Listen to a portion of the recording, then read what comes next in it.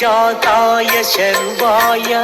भव्यज्ञानप्रदायिने ईशानाय नमस्तुभ्यं पञ्चवक्त्राय मङ्गलम् सदाशिवस्वरूपाय नमस्तत्पुरुषाय च अघोराय च घोराय महादेवाय मङ्गलम् सौराष्ट्रदेशे विशदेति रम्ये ज्योतिर्मयं चन्द्रकलावतंसं भक्तिप्रदानाय कृपावतीर्णं तं सोमनाथं शरणं प्रपद्ये तं सोमनाथं शरणं प्रपद्ये श्रीशैलसङ्गे विबुधातिसङ्गे तुलाद्रितुङ्गेऽपि